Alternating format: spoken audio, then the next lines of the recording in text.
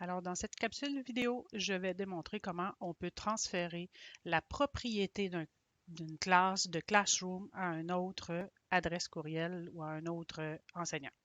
Donc, bien sûr, vous devez d'abord ouvrir avec votre compte le Classroom que vous voulez transférer à une autre personne. Donc, vous allez aller ici dans Participants. Vous devez d'abord ajouter l'enseignant à qui vous voulez transférer la propriété.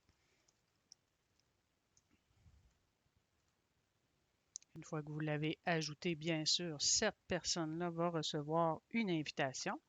Donc, vous devez vous connecter avec ce compte-là. Si vous êtes sur votre machine et que c'est un compte secondaire à vous, vous pouvez aller le faire en allant dans le navigateur privé. Si c'est vraiment un autre enseignant, c'est de contacter cette personne-là pour qu'elle aille joindre votre Classroom.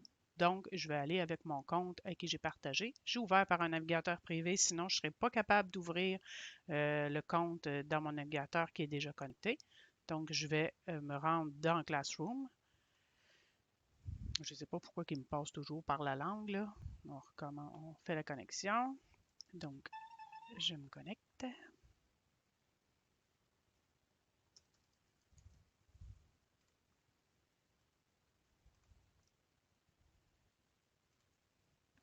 Une fois connecté avec le compte ou avoir contacté la personne, bien sûr, il faut que le second enseignant ait accepté l'invitation. Une fois que l'invitation est acceptée par l'autre enseignant, dans votre Classroom à vous, vous allez, comme moi ici, comme ça vient juste d'être fait, il est encore en démo invité, fait que je vais, moi, dans mon cas, actualiser ma page. Et voilà, ici, je vois mon compte démo, l'autre enseignant, et j'ai plus la formule d'invitation, ça veut dire que cette personne a accepté. Donc, je vais pouvoir aller dans les trois petits points. Et ici, vous avez dans le bas définir comme propriétaire de la classe. Donc, dès que vous allez cliquer là-dessus, vous allez faire, bien sûr, ça fonctionne par invitation. Cette personne-là, ou avec l'autre compte, vous devez aller lire votre courriel. Donc, on va aller ici. Je vais retourner dans mon compte de démo, qui est celui-ci. Donc, avec ce compte-là, je vais aller lire mon courriel.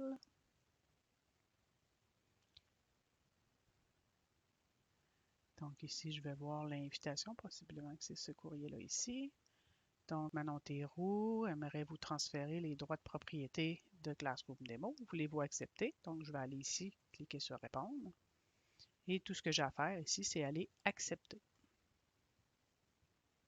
Et à partir de ce moment-là, le Classroom appartient au compte. Donc, c'est le compte démo ici, dans mon cas, CS, qui est maintenant le propriétaire. Ça prend un certain temps avant qu'on voit que démo va basculer en haut puis que les trois petits points vont disparaître pour indiquer qu'il est propriétaire, là, mais ça va se faire dans les quelques minutes qui suivent. Bon, tu vois, j'ai rafraîchi, donc on voit ici bien que démo est propriétaire. Et si je retourne dans mon compte à moi, qui est celui-ci? C'est bien le mien, oui. Donc ici, si j'actualise, en fait, je vois tout de suite que Démo est passé en haut.